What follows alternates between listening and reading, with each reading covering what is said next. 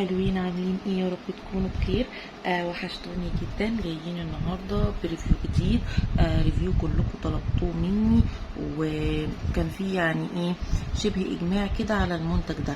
طيب قبل ما نبدا كده ونسمي الله ونخش في الريفيو بتاع المنتج، كل اللي مش مشترك في القناه فضلا وليس امرا يشترك في القناه وتدوسوا بس على الزرار بتاع الاشتراك وتفعلوا زر الجرس عشان تختاروا الكل عشان يوصل لكم كل الاشعارات اول ما انزل اي فيديو. وطبعا ما وصلكوش بقى باللايكات يا بنات. طيب نسمي الله ونخش كده في الفيديو ونقول بسم الله الرحمن الرحيم ونشوف جايين النهارده بريفيو ايه. طيب الريفيو النهارده اهو مطلب جماهيري والناس كلها طلبته مني. ايه ده يا بيبو؟ ده السان بلوك بتاع نيو سولار ادفانس بتاع ايفون، اللي هو البشره الدهنيه، اللي هو الالترا مات للبشره الدهنيه. طيب مبدئيا بس كده في شويه حاجات حابه اتكلم معاكم فيهم. طيب انت حابه تتكلمي في ايه؟ السان بلوك ده مش حاجه ترفيهيه او مش حاجه اختياريه، لا ده لازم كل حد فينا يعني يستخدم السان بلوك. يعني ما تجيبيش ميك اب بس هاتي سان بلوك. البشره بتاعتنا تستاهل ان احنا ندفع كل جنيه في المحافظه عليها. طيب السان بلوك بيستخدم صيف وشتاء. ما تقوليليش عشان احنا في الصيف هنستخدم سان بلوك وفي الشتاء لا يا جماعه، الشمس ليها اضرار لما احنا بنتعرض ليها سواء في الصيف سواء في الشتاء.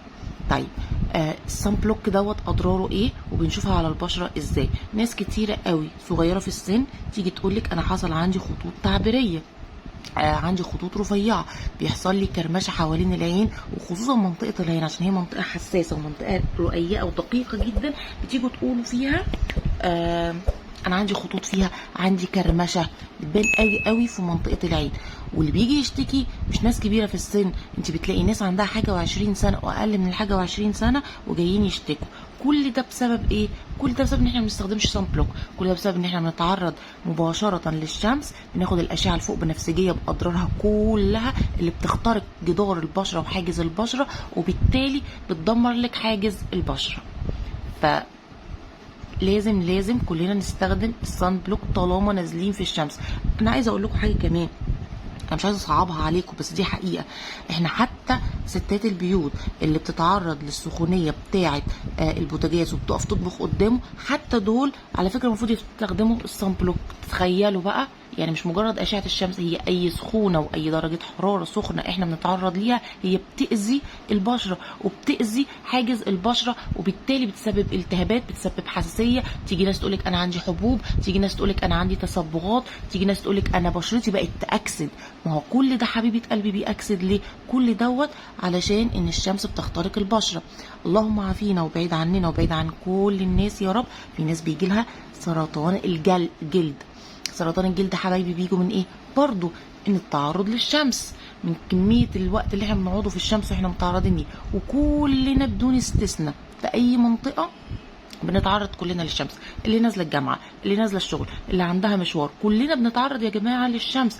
في المصايف يا ستي كلنا بدون استثناء بنتعرض للشمس. فارجوكم ارجوكم ارجوكم ما تجيبوش ميك اب، هاتوا صن بلوك، هاتوا حاجات البشره تستفيد بيها وتحمي البشره. كده كلنا عرفنا ايه هي اضرار ان احنا ننزل الشمس من غير استخدام واقي شمس. طيب نخش بقى على الريفيو بتاع المنتج بتاعنا.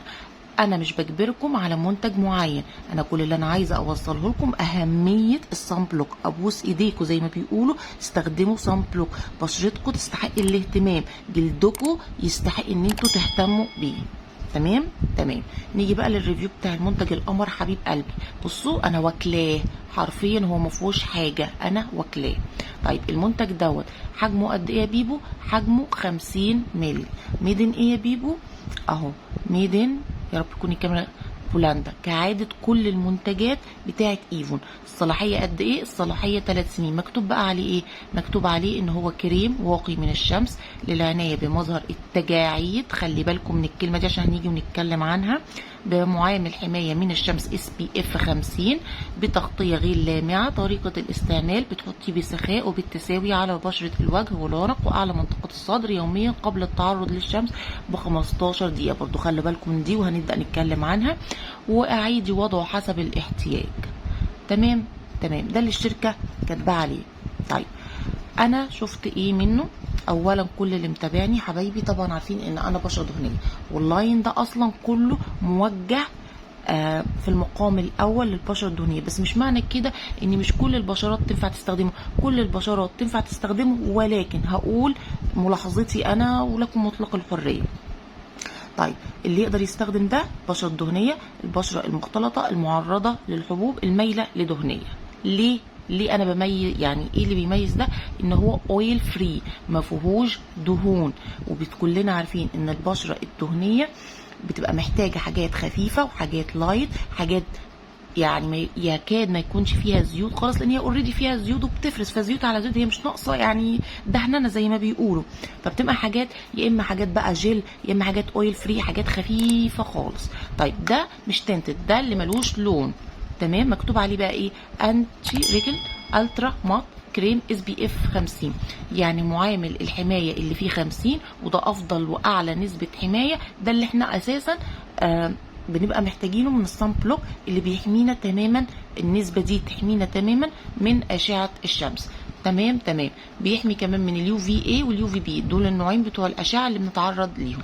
تيجوا بقى نشوف قوامه، تعالوا نشوف قوامه. بصوا انا واكلاه حرفيا، بصوا، هو يا رب بس ينزل لكم لان انا اصلا اوريدي مخلصاه. بصوا يا بنات اهو، ده قوام كويس. احنا لقينا ايه؟ لقينا فيه ده قوام تقيل، يعني بصوا تقيل كمال، يعني ايه تقيل كفورمولا، ماشي. يعني هو مش سايب، هو مش لوشن، ده اللي انا عايزه اوصله، لكن مش تقيل على البشره، هو مش لوشن، هو كريم. طيب اهو بصوا، تعالوا بقى ايه نوزعه على ايدينا. بصوا في لحظه، ايه رايكم؟ سريع الامتصاص اهو، سريع الامتصاص جدا، البشره امتصته في اقل من ثانيه زي ما بيقولوا، ما سابش اي وايت كاستنج، ما سابش اي شكل ابيض او اي شكل جيري، بالعكس. بصوا البشره تحسيها ايه؟ لمعت وصحصحت. دي ايدي اللي ما فيهاش الصن بلوك، دي الايد اللي فيها الصن بلوك. هتلاحظوا ان الايد او البشره تحس ان بقى فيها اشراقه وفيها لمعه منها، فيها طبيعيه مش زيوت، يعني البشره مش مزيته اطلاقا اهو، مفيش اي ملمس استيكي اطلاقا. البشره طبعا تشربته، مفيش اي ملمس ابيض. في تريكات معينه عايزه اقولها لكم علشان تتاكدي ان الصن بلوك اللي في ايدك هو فعلا صن بلوك كويس. مش ده بس، هي تريكات في اي صن بلوك عامه. ايه هي التريكات يا بيبو؟ اولا ما يسيبش اي وايت كاستنج، ما يسيبش اي لون ابيض اطلاقا على البشره. في صن بلوك كتير لما بنيجي نستخدمها بتسيب ملمس ابيض على البشره، اعرفي ساعتها ان الصن بلوك دوت وحش جدا، واللي هو بيعمله الملمس التجير. طيب لما تلاقي صن بلوك بيندمج كتير وبياخد وقت كتير في الدمج، اعرفي برضو ان هو وحش، لان من مميزات اي صن بلوك كويس ان هو يكون سريع الامتصاص، وان البشره تمتصه بسهوله، وسهل في التوزيع، وسهل في البرد في الفرد سوري. كمان من احسن او من مميزات ان انت تعرفي ان الصن بلوك ده حلو ولا وحش، ان هو ما يعملكيش تعرق. في صن بلوك اول ما بتحطيه على وشك تلاقي وشك سخن، تلاقي وشك عرق عرق عرق عرق عرق بغزاره، اعرفي برضو ان الصن بلوك ده مش حلو. دي الثلاث تريكات اللي توحديها في اي نوع صن بلوك وانت بتشتريه، تحطيها في عين الاعتبار عشان تعرفي انت بتشتري صن بلوك عامل ازاي. كل الحاجات دي مش موجوده معانا في الصن بلوك ده. الصن بلوك ده زي ما قلت لكم سهل في الامتصاص، وسهل في الفرد، وسهل في التوزيع، ما بيسببش اي تعرق اطلاقا، ما بيسببش اي وايت كاستنج. طب انت شفتي بقى منه ايه؟ بصراحه اللي انا شفته حرفيا لما كنت بنزل في عز الشمس الساعه 2 والساعه 3 العصر، يعني بصوا كنت باخد المعمعه بتاعه الشمس. وطبعا انتوا عارفين ان الفتره اللي فاتت دي كلها الجو في مصر كان صعب جدا، وكنا بنتعرض لموجات حراره فوق الحاجه و40. بصراحة نسبة الاسمرار كانت بسيطة جدا جدا، وده مش عيب فيه. يا اي صن بلوك ايا كان يا بنات مش هيمنع 100% ان انت تسمري، هو بيحد من الاثار الجانبيه، واكبر قدر من الاشعه الفوق بنفسجيه بيبدا يعكسها وما بيخليش البشره تمتصها، بس اكيد هيبقى فيه نسبه ولو بسيطه البشره هتمتصها. فهو بصراحه حماني جدا جدا، ما سببليش غير نسبه بسيطه جدا جدا من الاسمرار. طبعا بما ان انا بشره دهنيه ما سببليش اي حبوب تحت الجلد، ما سببليش اي حساسيه، ما سببليش اي تلزيق، بصراحه كان تحفه تحفه. عايزه اقول لكم الناس اللي مجربه لاروش بوزيه، طبعا ما ادراكم ما لاروش بوزيه، وطبعا كلكم عارفين دلوقتي ان هو في مصر وصل اواخر ال700 اوائل ال800 وهكذا وانتي طالعه. فعايزه اقول لكم ان ده البديل الارخص الممتاز المتشابه جدا في الفورمولا، المتشابه جدا في التوزيع بتاع لاروش بوزيه وفي الكفاءه، بصراحه هو تحفه. عايزه اقول لكم بالرغم من ان هو اويل فري الا ان انا لما بحطه على بشرتي بحس ان في نسبه ترطيب حلوه بصراحه في البشره، البشره ما بتبقاش جافه. طب نيجي لنقطه ان هو لازم تحطيه قبلها ب 15 دقيقه. هو اي صن بلوك لازم اساسا علشان يبدا يتفرد على البشره والبشره تبدا تمتصه وياخد ويدي لازم تحطيه. انا بصراحه مش بحطه ب 15 دقيقه، انا بصراحه بحط قبلها بنص ساعه. قبل ما بنزل في الشمس بحطها قبلها بنص ساعه على اساس البشره تمتصها وتاخد وتدي وتبقى مؤهله ان انا اول ما انزل للشمس واول ما اتعرض ليها هي تبقى عملت الفلتر بتاعها وبدات تحجب وتعكس اشعه الشمس الضاره، فبسهل ان الافكت بتاعه يشتغل بسرعه. بنعيده كل من ساعتين ل3. ده لازم يا بنات، مش الصن بلوك بس ده، لا هو اي صن بلوك لازم تعيديه من ساعتين ل3 علشان تساعدي البشره ان هي تبدا تحافظ على عدم امتصاص اشعه الشمس. حلو يا بيبو؟ حلو جدا. وعايزه اقول لكم ان كان في كمان منه السبراي، نفس اللاين دوت اللي هو السبراي برضو للبشره الدهنيه، وهتلاقوا الريفيو بتاعه موجود وهسيبه لكم هو على القناه وهتلاقوه برضو موجود. نيجي بقى الحته الاخيره، ينفع لكل انواع البشره؟ يا ستي ينفع لكل انواع البشره، بس انا من وجهه نظري ان البشره الجافه بتبقى عشان فيها نسبه جفاف بتبقى محتاجه حاجات فيها نسبه ترطيب اعلى، وبما ان ده اويل فري فهيبقى ما فيهوش نسبه الترطيب اللي البشره الجافه محتاجاها، فمحتاجين حاجه اعلى. او لو انت عايزه تستخدمي ده حطي بقى قبلها كريم مرطب علشان تساعدي بشرتك ان يبقى فيها ترطيب وتساعديها على تقليل الجفاف. تمام. طب لو مش هستخدم ده، في برضو ريفيو انا كنت سايباه على القناه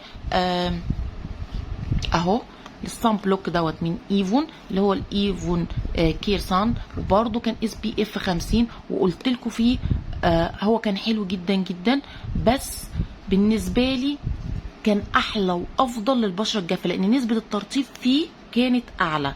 اهو بصوا هو موسترايزنج وكمان في SPF 50 وبيحمي برضو من نفس الاشعه، وهو كمان كان فيري ووتر ريسيستنت يعني كان مقاوم كمان للميه، فهو كان تحفه وكان حجمه 150 مللي. مش عايزه اتكلم عليه كتير بس هو هتلاقوا الريفيو بتاعه كمان على القناه.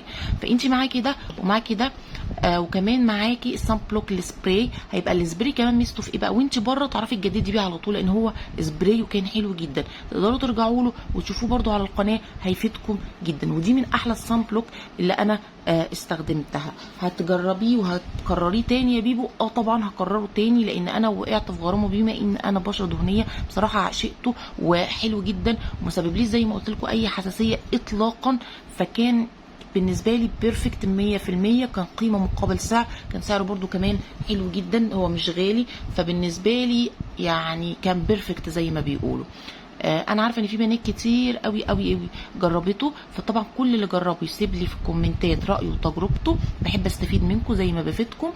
وطبعا لو وصلتوا معايا لاخر الفيديو ما تبخلوش طبعا عليا باللايك وبالشير وبالسبسكرايب. عايزين نشير الفيديو ده لاكبر عدد من البنات عشان اكبر عدد من البنات يستفيد بيه، لان في بنات كتيره قوي بشرتها دهنيه وعندها مشكله ان هي بتبقى عايزه صن بلوك مناسب للبشره، فالصن بلوك ده ممتاز والبديل الارخص للاروش بوزيه بتاع البشره الدهنيه. بحبكم جدا، واي حد محتاج اي ريفيو اي حاجه طبعا تحت امركم سيبوها لي في الكومنتات وهرد عليكم بنفسي. وطبعا كل اللينكات بتاعتي موجوده في صندوق الوصف، تقدروا تكلموني وتتواصلوا معايا. بحبكم جدا وما تنسوش اللايك يا بنات. اشوفكم على الف خير واشوفكم في فيديوهات جايه حلوه كتير. مع الف سلامه، باي باي.